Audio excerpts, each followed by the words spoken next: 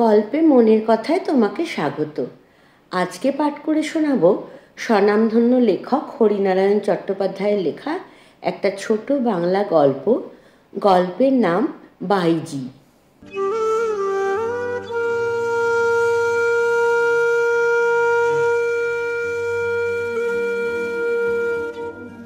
Anwari by ঘরে ঢুকতেই মনোহর প্রসাদ উঠে দাঁড়ালো, হাত কপালে ঠেকিয়ে অভিবাদন করলো। তারপর নিজের মেহেদি পাতার রঙে ছোপানো দাড়িতে হাত বোলাতে লাগলো। আনোয়ারি বাই কার্পেটের উপর বসলেন, মনোহর প্রসাদের মুখোমুখি। আজকাল বেশিক্ষণ দাঁড়িয়ে থাকতে পারেন না, কোমর টনটন করে। বাতের মরশুম শুরু হয়েছে, ভরা শীতকালে আর উঠে হেঁটে বেড়াতে দেবে না। মাঝে মাঝে আনোয়ারি বাইয়ের খুব আশ্চর্য লাগে, মনেই হয় না 12 বছর আগে হাঁটু মুড়ে বসে ঘন্টার পর ঘন্টা গান গেয়েছেন। রাত ভোর হয়ে গিয়েছে ঠুংরি আর গজলে। এখন একটা গান গাইতে গেলেই হাঁপ ধরে। কি ব্যাপার ভাই সাহেব, ভোর ভোর? এত ভোরে ঘুম ভাঙানোতে মেজাজ খুশ নয় মোটেই। একটা জরুরি খবর ছিল। মনোহর প্রসাদ দাড়ি ছেড়ে হাঁটুতে হাত বোলাতে আরম্ভ করলো, মুখে একটু হাসি হাসি ভাব। আগের দিন ঠিক এমনিভাবেই মনোহর প্রসাদ খবর আনত। ছিপছিপে ফর্সা চেহারা, হাতের ছোঁয়ায় তবলা যেন কথা বলতো। মূর্য নিয়ে বাইরে যাওয়ার সময় আনোয়ারি বাই সব সময় মনোহর প্রসাদকে সঙ্গে নিতেন। কোনো ঝামেলা নেই, বদ অভ্যাস নেই, ঘাড় হেঁট করে নিজের কাজ করে যেত। আনোয়ারি বাইয়ের শুধু তবলচি ছিল না মনোহর প্রসাদ, এধার ওধার থেকে খবরের টুকরো সেই সংগ্রহ করত। আজ রায়বেরিলির খান সাহেব এসেছেন, এখানে থাকবেন হপ্তাখানেক। খান সাহেব ঠুমরির বড় ভক্ত। দেখি একবার যোগাযোগ করে। কাল পরশু আপনার কোনো বায়না নেই তো কোথাও? মনোহর প্রসাদ জিজ্ঞাসু দৃষ্টি মেলে চাইতো আনোয়ার বাইয়ের দিকে। না, বায়না আর কোথায়? বায়না থাকলে আর তুমি জানতে পারতে না? আজ রাতে মির্জা হোসেন আসবেন গান শুনতে। আজ রাতে? সর্বনাশ! আজ যে ডাক্তার জনার্দন শুকুল আসবেন, 3 দিন আগে খবর পাঠিয়েছিলেন। ও ঠিক আছে, আমি তাকে বারণ করে এসেছি। বলেছি আপনার শরীর খারাপ, দিন 7 পরে আসর বসবে। কিন্তু কাজটা কি ঠিক হলো ভাই সাহেব? মির্জা হোসেন তো কাল সকালে হায়দ্রাবাদ ফিরে যাচ্ছেন, বছর খানেকের আগে এমুখো হবেন না। আর শুকুল সাহেব তো ঘরের লোক। শুকুল সাহেবের চেয়ে মির্জা হোসেন পয়সা কম ঢালবে বলে নয়, হোসেন সাহেব গানের অনেক বেশি সমাজদার। ঠিক জায়গায় তারিফ করতে জানেন, বুঝতে পারেন গলার সূক্ষ্ম কাজের কেরামতি। আজ নিশ্চয়ই এসব কথা বলতে মনোহর প্রসাদ আসেনি, গান ছেড়ে দিয়েছেন আনোয়ারি বাই। মনোহর প্রসাদও আর তাওলা ছোঁয় না। গান বাজনার সম্পর্ক নেই, কিন্তু হৃদয়ের সম্পর্ক ঘোচেনি। সময় পেলেই মনোহর প্রসাদ ঘুরে যায় একবার। পা মুড়ে বসে ফেলে আসা সব সুখ দুঃখের গল্প চলে। আনোয়ারি বাই বিস্মিত হয়ে বললেন, 3 কাল গিয়ে এককালে ঠেকেছে, এবার যা কিছু জরুরি খবর আসবে একেবারে ওপার থেকে। মতি এসেছে শহরে। মনোহর প্রসাদের কথার টুকরো কানে যেতেই আনোয়ারি বাই টান হয়ে বসলেন, একটা হাত রাখলেন কানের পাশে। কে এসেছে? কে এসেছে শহরে? মতি এসেছে, মতি। খবরের কাগজে বেরিয়েছে মেজর বর্মা লখনৌতে বদলি হয়েছেন। 2-1 দিনের কথা নয়, 1.5 যুগেরও বেশি। তখন কত বয়স মতির? বড় জোর 5 কি 6। দুপাশে বেনি দোলানো রঙিন সালোয়ার পায়জামা পরা ফুটফুটে মেয়ে, ছুটে ছুটে বেড়াতো এ বাড়ি থেকে ও বাড়ি, দুনিয়ার লোকের সঙ্গে দোস্তি। কোনোদিন যে মানুষের সঙ্গে ঘর বেঁধেছিল আনোয়ারি বাই, পাতানো নয়, সত্যিকারের স্বামী স্ত্রী। পরের যুগের গজল ঠুংরি খেয়ালের সুরে বাঁধা জীবন নয়, পা ফেলা নয়, তবলার বোলের তালে তালে পা মিলিয়ে। মধ্যবিত্ত জীবনে সুখে দুঃখে ঘেরা জীবন, সামাজিকতার গণ্ডির মধ্যে সাবধানে পা ফেলে চলা। মতি আনোয়ারি বাইয়ের সেই ফেলে আসা জীবনেরই চিহ্ন। শুধু মাঝে মাঝে আনোয়ারি বাই চমকে উঠতেন যখন 2-1 গানের ওস্তাদ, আশেপাশে 2-1 রসিক আদমি মতিকে আদর করতে করতে বলতো, আর কেন আনোয়ারি, এবার মেয়েকে গান বাজনা শেখাতে আরম্ভ করো। এখন থেকে শুরু করলে তবে বয়সকালে মার মতো মিঠে গলা পাবে। নাম রাখবে লখনৌর। মুখে আনোয়ারিবাই কিছুই বলেননি, কিন্তু মনে মনে শিউরে উঠেছেন। মানুষজন সব সরে যেতে, বাড়ি খালি হয়ে যেতে মতিকে বুকে জড়িয়ে ধরে অঝরে কেঁদেছেন। মতির ঠোঁটে গালে চুমু খেতে খেতে বলেছেন, না, তোকে আমি কিছুতেই এ পথে নামতে দেব না, কিছুতেই না। মতিকে আমি সরিয়ে দিতে চাই এখান থেকে। নাচ গান হই হুল্লা এসব যেন ওর জীবনে কোনো দিনও না আসে। মনোহর প্রসাদ আশ্চর্য হয়ে গিয়েছিল। এ আবার কি কথা? আনোয়ারি বাইয়ের মেয়ে গান বাজনা শিখবে না তো কি বেনারসে গিয়ে মালা জপবে বসে বসে? তীর্থধর্ম শুরু করবে উঠতি বয়সে? তীর্থধর্ম করবে কেন এই বয়সে? সংসার করবে, মনের মানুষকে নিয়ে ঘর পাতবে। নিজের ফেলে আসা সাজানো সংসারের কথা ভেবেই আনোয়ারি বাই উদ্গত নিঃশ্বাস চাপলেন। ঘর সংসার করবে মেয়ে, তা বেশ, কিন্তু জেনে শুনে চকের আনোয়ারি বাইয়ের মেয়েকে এগিয়ে এসে কে বিয়ে করবে? ওড়না ফেলে কে মাথায় ঘোমটা দেওয়াবে? কাজটা যে সোজা নয় তা আনোয়ারি বাই ভালোই জানেন, আর জানেন বলেই মনোহর প্রসাদকে ডেকেছেন সলা পরামর্শ করতে। এমন করা যায় না ভাই সাহেব? আনোয়ারি বাইয়ের মেয়ে নয় মতি, ছেলেবেলায় মা বাপ হারা কোনো এক অনাথা, তিনকুলে দেখার কেউ নেই, কোনো ভদ্রলোক যার ছেলেপুলের স্বাদ, অথচ ভগবান কিছু পাঠাননি কোলে, তেমন কেউ মতিকে নিতে পারে না, নিজের মেয়ের মতন মানুষ করতে পারে না। মনোহর প্রসাদ বোঝাতে চেষ্টা করল, ব্যাপারটা ভালো করে ভেবে দেখুন। হঠাৎ উচ্ছ্বাসের ঘোরে এমন একটা কাজ করলে আফসোসের অন্ত থাকবে না। শেষ জীবনে যখন পঙ্গুত্বের অভিশাপ নামবে, দেহ জরাগ্রস্ত হবে, হাজার চেষ্টাতেও গলায় মিঠে সুর ফুটবে না, তখন মেয়েকে আশ্রয় করেই তো বাঁচতে হবে। এরই রোজগারে দিন কাটাতে হবে, আর কি অবলম্বন থাকবে? অবলম্বন? শেষ জীবনে মেয়ের চেয়ে আরও বড় কিছু অবলম্বনের খোঁজ করব ভাই সাহেব।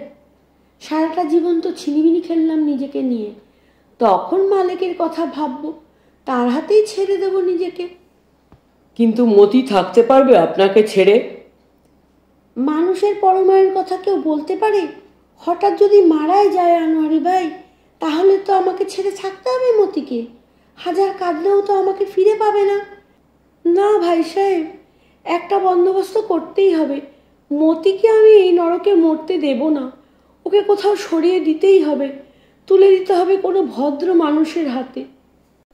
আর দেরি নয়, মেয়ে বড় হচ্ছে, বুঝতে শিখছে, যা কিছু করতে হয় এই বেলা। গাছ একটু বড় হয়ে গেলেই তাকে উপড়ানো মুশকিল।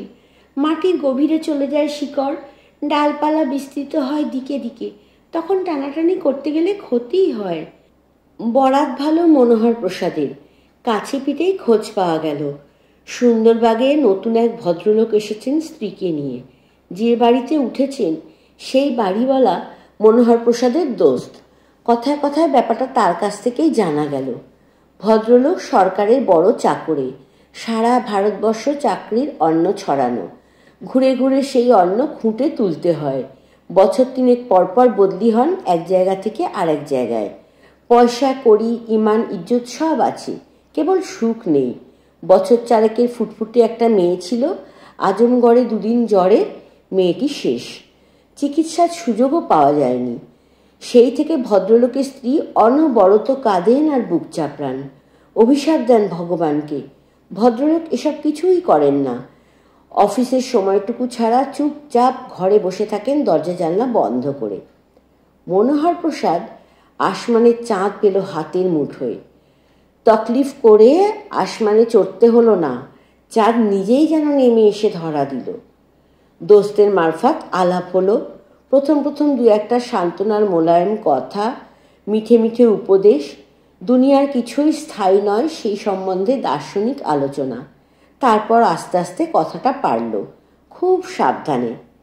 ভদ্রলোক কিছুক্ষণ চেয়ে রইলেন মনোহর প্রসাদের দিকে, তারপর ধীর গলায় বললেন, কিন্তু যাদের মেয়ে তারা ছাড়বে কেন? ছাড়বে কেন?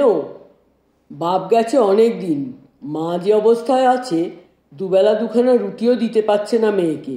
কোন দিন দেখবো মা আর মেয়ে দুজনেই খতম হয়ে গেছে, নয়তো মা কি আর সহজে ছাড়তে চায় মেয়েকে? ভদ্রলোক পরামর্শ করলেন স্ত্রীর সঙ্গে। তারপর বললেন, একবার দেখাতে পারেন মেয়েটাকে? বহুত খুব, বলেন তো কালই নিয়ে আসতে পারি। বেশ, তাই নিয়ে আসবেন। সোজা মনোহর প্রসাদ আনোয়ারি ভাইয়ের সঙ্গে দেখা করলো, সব ঘটনা জানালো। পরের দিন সকালে মতিকে নিয়ে যাবে তাও বলল। মনোহর প্রসাদ ভেবেছিল সব ঠিকঠাক হয়ে গেলে আনোয়ারি ভাই বোধহয় রাজি হবেন না, প্রাণ ধরে ছাড়তে পারবেন না মেয়েকে। কিন্তু আনোয়ারি ভাই একটু আপত্তি করলেন না, সামান্য বাধাও নয়। কেবল বললেন, লোক ভালো তো ভাই সাহেব, মতির কোনো কষ্ট হবে না তো? নিজের পেটের মেয়ে হারিয়েছে, এখন যাকে নেবে তাকেই নিজের মেয়ের মতনই মানুষ করবে। আর তাছাড়া লোক খুব ভদ্র, খানদানি ঘরের ছেলে, শুনলাম লেখাপড়াও খুব জানে। আনোয়ারি ভাই আর কিছু বললেন না। পরের দিন মনোহর প্রসাদ মতিকে নিতে গিয়েই অবাক। দামি সালোয়ার, দোপাট্টা, পায়জামায় ঝলমল করছে মেয়ে, গলায় মুক্তোর মালা, কানে পান্নার দুল, পায়ে ভেলভেটের নাগরা। সর্বনাশ! এই বুঝি অভাব অনটনে দিন কাটানো মেয়ের পোশাকের বহর? এত সব দামি জামা গয়না পরিয়েছেন কেন? গরিবের মেয়ে, এই কথাই তো জানানো হয়েছে। তবে সব খুলে ফেলবো? সালোয়ার পাজামা না হয় থাক, গয়নাগুলো খুলে নিতে হবে। আনোয়ারি ভাই এক এক করে সব খুলে নিলেন। মেয়েকে সারা রাত ধরে বুঝিয়েছেন, নতুন জায়গায় গিয়ে বেফাস যেন কিছু না বলে ফেলে, কান্নাকাটি যেন না করে। বাইরে যাবেন আনোয়ারি ভাই তীর্থ ধর্ম করতে, সেখানে ছোট ছেলে মেয়েদের যেতে নেই। ফিরে এসে মতিকে তিনি নিয়ে আসবেন। কার কাছে যাবো মা? মতি অবাক গলায় জিজ্ঞেস করছে।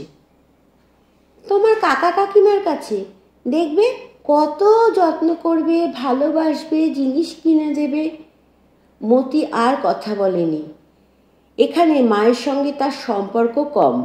মাঝে মাঝে আনোয়ারি ভাই শহরে যান মুজরো নিয়ে, খুব দূরে কোথাও নয়, ধারে কাছেই, কানপুর, বেরেলি, ফয়জাবাদ। সেই সময় মতি থাকে বুড়িঝির কাছে। এখানে থাকলেও আনোয়ারি ভাই ধারে কাছে ঘেঁষতে দেন না মেয়েকে। গান বাজনার আসলে এসে কাজ নেই। সারেঙ্গি সুর আর তবলার বলে শুধু সুর নয়, বিষও আছে। একবার নেশা ধরলে আর রক্ষে নেই। মতিকে নিয়ে যাওয়ার সময় ধারে কাছে আনোয়ারি বাইকে দেখা গেল না। এদিক ওদিক চেয়েও মনোহর প্রসাদ তার খোঁজ পেলেন না।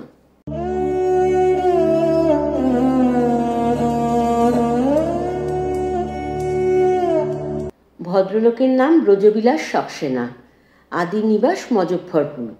বিলেতে ছিলেন বছর চারেক। স্ত্রী পর্দানসীন নন, কেবল আনকোড়া শোক পেয়ে বাইরে বেরোনো বন্ধ করেছেন। মতিকে দেখে ব্রজবিলাসবাবুর স্ত্রী পর্দা ঠেলে সদরে চলে এলেন। দু হাতে মতিকে বুকের মধ্যে জাপটে ধরে ভেঙে পড়লেন কান্নায়। ব্রজবিলাসবাবু কাঁদলেন না বটে, কিন্তু তারও চোখ মুখের ভাবে মনে হলো মেয়ের শোকটা আবার নতুন করে যেন দেখা দিল। মতিকে তারা ছাড়লেন না। তারপর থেকে মেয়ের সঙ্গে আর আনোয়ারি ভাইয়ের দেখা হয়নি বটে, তবে খোঁজ খবর পেয়েছেন মনোহর প্রসাদের মারফত। বছর তিনেক পরে ব্রজবিলাস বদলি হলেন মিরাট। সেখান থেকে দেরাদুন ছুঁয়ে গেলেন আগ্রা। সব জায়গা থেকে চিঠিপত্রে যোগাযোগ রেখেছিলেন মনোহর প্রসাদের সঙ্গে। চিঠিতে বেশিরভাগই ছিল মতির কথা। মতির মা যে বাইজি ছিলেন সে কথা মতির কাছ থেকেই তারা সংগ্রহ করেছেন, কিন্তু তাদেরও কোনো আক্ষেপ নেই। পিছন দিকে চাইতে তারা আর রাজি নন। পুনর্জন্ম হয়েছে মতি। আনোয়ারি বাইয়ের মেয়ে নয় মতি, এখন সে মতি কুমারী সাক্সেনা, ব্রজবিলাস সাক্সেনা সিনিয়র অফিসারের একমাত্র মেয়ে। তারপর কয়েক বছর কোনো খবর নেই। পুরনো ঠিকানায় চিঠি দিয়েও মনোহর প্রসাদ কোনো উত্তর পাননি। হঠাৎ চিঠি এলো মজফ্ফরপুর থেকে। লিখেছেন মায়াবতী সাক্সেনা, ব্রজবিলাসের বিধবা স্ত্রী। সামনের মাসে মতির বিয়ে আর্মি অফিসার মোহনচাঁদ বর্মার সঙ্গে। তার স্বামী হঠাৎই মারা গেছেন অফিসের টেবিলে হার্ট ফেল করে। এই বিয়েতে মনোহর প্রসাদ অনুগ্রহ করে যদি পায়ের ধুলো দেন তো সবাই কৃতার্থ বোধ করবে। মনোহর প্রসাদ যেতে পারেনি, কিন্তু আনোয়ারি বাইকে পড়িয়ে শুনিয়েছিল সেই চিঠি। তখন আনোয়ারি বাইয়ের অবস্থা পড়তির মুখে, রোগে ধরেছে, লোকের আসা যাওয়া অনেক কম, প্রায় খালিই পড়ে থাকে জলসাঘর। বাড়ি ভাড়াও কিছু কিছু বাকি পড়েছে। ভাবছেন সরে গিয়ে কোথাও আরও ছোট বাড়ি ভাড়া করবেন। সেদিন বাক্স হাতড়ে একটা মুক্তোর মালা বার করেছিলেন আনোয়ারি বাই। ঝুটো নয়, খাঁটি মুক্ত, বোম্বাইয়ের আমির মকবুল আলীর উপহার। খুব বড় বড় জায়গায় যেতে আসতে আনোয়ারি বাই গলায় দিতেন। মতির বিয়েতে সেটাই পাঠিয়ে দিলেন।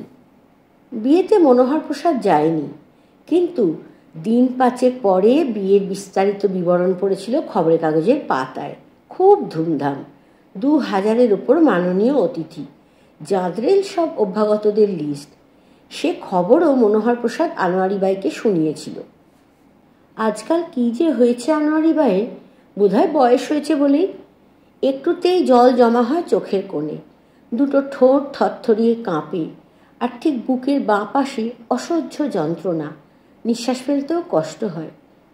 আনোয়ারি বাই বিড়বিড় করে বললেন, একবার মতিকে দেখতে বড় ইচ্ছা করে, দূর থেকে একটু দেখে আসা। মনোহর প্রসাদ আমল দেয়নি। বলা যায় না, মেয়ে মানুষের মন। এমনিতে আনোয়ারি বাই খুব শক্ত, বাইরে কাঠুন্যের দুর্বেদ্য আবরণ, কিন্তু চোখের সামনে নিজের মেয়েকে দেখতে গেলে সে নির্মুখ হয়তো খসে পড়বে, কেঁদে ফেলবেন আনোয়ারি বাই। অযথা একটা গোলমালের সৃষ্টি। আর্মি অফিসার মোহনচাঁদ বিরক্ত হবেন। এই নিয়ে স্বামী স্ত্রীর মধ্যে মনোমালিন্য হওয়াও বিচিত্র নয়। হঠাৎ সকালে খবরের কাগজটা উল্টাতে উল্টাতে মনোহর প্রসাদের চোখে পড়ে গেল। বারবার পড়ল খবরটা। তারপরই খবরটা নিয়ে গেল আনোয়ারি বাইয়ের কাছে। মেজর মোহনচাঁদ বর্মা জলন্ধর থেকে বদলি হয়েছেন লখনৌ। সামনে সোমবার থেকে নতুন জায়গার কার্যভার গ্রহণ করবেন। আনোয়ারি বাই এগিয়ে এসে একেবারে মনোহর প্রসাদের দুটো হাত জড়িয়ে ধরলেন। আমি মতিকে দেখব, চুপচাপ দেখে চলে আসব, ওর বাড়ির রাস্তায় বসে থাকব, ওর বাইরে বেরোবার সময় একবার শুধু চোখে দেখা দেখব ভাই সাহেব। এইটুকু উপকার আমায় করতেই হবে। আমি বুঝতে পারছি আমি আর বেশি দিন নেই। কথা শেষ হওয়ার সঙ্গে সঙ্গে আনোয়ারি বাই ঝরঝর করে কেঁদে ফেললেন। আচ্ছা দেখি। বাইরে চলে এলো বটে, কিন্তু কথাটা ভুলল না। বিকেলের দিকে টাঙায় চড়ে হাজির হলো বাদশাবাগে। বেশি ঘুরতে হলো না, রাস্তার ওপরেই খাসা ঝকঝকে দোতলা। রাস্তা থেকে পুরো লন নজরে আসে। এগিয়ে গিয়ে তকমা আটা দরওয়ানের সঙ্গে মনোহর প্রসাদ আলাপ জমিয়ে ফেলল। মেহমান আদমি ঘুরে ঘুরে দেখছে সারা শহর। চমৎকার বাড়ি, যেমন বাড়ি তেমনি বাগান। কথা ঠিক হলো সন্ধ্যার ঝোঁকে মনোহর প্রসাদ টাঙ্গা নিয়ে আসবে, আনোয়ারি বাই সঙ্গে যাবেন। নিচু পাঁচিল, রাস্তা থেকে দেখার কোনো অসুবিধা নেই, আর তেমন হলে বেড়ার কাজ ঘেঁষে দাঁড়ালেই চলবে। দরওয়ানের সঙ্গে আলাপ হয়েছে, ভিতরে ঢুকতে না দিতে পারে, বেড়ার বাইরে দাঁড়ালে আপত্তি করবে না। খানাপিনার ব্যাপার যখন, লনে আলোর ব্যবস্থা নিশ্চয়ই থাকবে। আনোয়ারি বাইরেও দেখতে কোনো অসুবিধা হবে না, ঠিক চিনতে পারবেন আত্মজাকে। চোখ ভরেই শুধু নয়, মন ভরেও দেখতে পাবেন। এত বছর পরে মেয়েকে দেখতে পাবেন, যে মেয়েকে দুহাত দিয়ে সরিয়ে দিয়েছেন পঙ্কিল পরিবেশ থেকে, বাইজির ঘৃণ্য জীবন থেকে উন্নীত করেছেন গৃহস্থ বধূর পর্যায়ে। তাই বুঝি হৃদয় অধৈর্য হয়ে পড়েছে, অপেক্ষা করতে মন সচ্ছে না। টাঙ্গা যখন গিয়ে পৌঁছালো, তখন অতিথি অভ্যাগতরা সবাই এসে গিয়েছেন। জোর বাতির নিচে ঝলমলে রঙিন পোশাকের সার। এত দূর থেকেও প্রসাধনের উগ্র গন্ধ পাওয়া গেল মোদির সুবাসে। কিছু কিছু লোকজনকে মনোহর প্রসাদ চিনতে পারল, শহরের সম্ভ্রান্ত পরিবার। সেরা ব্যবসায়ী মিস্টার মোদির পাশাপাশি ব্যাংকের জেনারেল ম্যানেজার হেনরি উড। তাদের সঙ্গে রয়েছেন আত্মীয়া আর বান্ধবীর দল। কলরবে জায়গাটা সরগরম। মাঝখানে মেজর বর্মাকে দেখা গেল, ঘুরে ঘুরে তদারক করছেন, মাঝে মাঝে চোখ ফেরাচ্ছেন বাড়ির দিকে স্ত্রীর আসার প্রত্যাশায়। আনোয়ারি বাই এক দৃষ্টে চেয়ে রইলেন গাড়ি বারান্দার দিকে। ওইখান দিয়েই তো মতি আসবে। আনোয়ারি বাইয়ের আত্মজা, তারই রক্ত মাংসে গড়ে তোলা স্বতন্ত্র সত্তা। হঠাৎ আলোড়ন উঠল অতিথিদের মধ্যে। সবাই দাঁড়িয়ে উঠলেন। মেজর বর্মা এগিয়ে এলেন 2-1 পা। পাতলা ফিনফিনে ব্লাউজ, কোটি উদ্ঘাটিনী, হালকা সবুজ রঙের আরও পাতলা শাড়ি, অন্তর্বাস দিনের আলোর মতন স্পষ্ট। আঁকা ভ্রু, ঠোঁটে কৃত্রিম লালিমা, দু গালে রুজের রক্তিম আমেজ, সুরমাটানা দুটি চোখকে আয়ত করার দুর্লভ প্রচেষ্টা। চেয়ে চেয়ে দেখলেন আনোয়ারি বাই। সেদিনের সেই মেয়েটির সামান্যতম পরিচয়ও নেই মিসেস বর্মার মধ্যে। শান্ত সুন্দর মেয়েটা কি মন্ত্রে রূপান্তরিত হলো আজকের এই উৎকট বিলাসিনীতে। যে পোশাক পরে আনোয়ারি বাই নিভৃতে বিশেষ কোনো অতিথির সামনেও আসতে লজ্জা পেতেন, কি করে মতি হাজার অতিথির মাঝখানে এসে দাঁড়ালো সেই পোশাকে? মিসেস বর্মাকে নিয়ে যেন লোফালুফি শুরু হলো। অপূর্ব ভঙ্গিতে মতি এক টেবিল থেকে অন্য টেবিলে সরে সরে যেতে লাগলো। কোথাও কোনো পুরুষের চটুল উক্তিতে নিচু হয়ে তার গালে আলতো করাঘাত করে বলল, নটি বয়। আবার কোথাও কোনো পুরুষের বাটনহোল থেকে গোলাপ তুলে নিয়ে নিজের করবিতে গাঁথল। কারোর টেবিলে বসে হেসে গড়িয়ে পড়ল অতিথির গায়ের ওপর। লিপস্টিক রক্তিম ঠোঁট দুটো ফাঁক করে মোহিনী হাসি উপহার দিয়ে আবার সরে গেল অন্য টেবিলে। মনোহর প্রসাদের টনক নড়ল আচমকা মণিবন্ধে টান পড়তে। হাত দিয়ে মুখ ঢেকে আনোয়ারি বাই কান্নায় ভেঙে পড়েছেন। থরথর করে কাঁপছে গোটা শরীর। টাঙ্গা অপেক্ষা করছিল। আর দেরি করল না মনোহর প্রসাদ। সাবধানে আনোয়ারি বাইকে ধরে গাড়িতে নিয়ে এলো। কি ভাগ্যিস! জোর ব্যান্ড শুরু হয়েছে লনে। আনোয়ারি বাইয়ের উচ্ছ্বসিত কান্নার আওয়াজ কারুর কানে যায়নি। কি হয়েছে আপনার? শরীর খারাপ লাগছে? এতদিন পরে নিজের মেয়েকে চোখের সামনে দেখলে কষ্ট হয় তো খুব স্বাভাবিক। এর জন্যই আনতে চাইনি আনোয়ারি বাইকে। না না, শরীর আমার ভালো আছে। কিন্তু কি হলো ভাই সাহেব, বাইজির মেয়ে বাইজি হয়েই রইল। ছেলেবেলা থেকে কাজ ছাড়া করেও রক্তের দোষ ছাড়াতে পারলাম না। পোশাক আশাস, রং চং, চাল চলন এসবের চকের রাস্তায় দাঁড়ানো বাইজিদেরকেও হার মানালো। এ কি হলো ভাই সাহেব, এ আমার কি হলো? দু হাতে মুখ ঢেকে আনোয়ারি বাই আবার কান্নায় ভেঙে পড়লেন।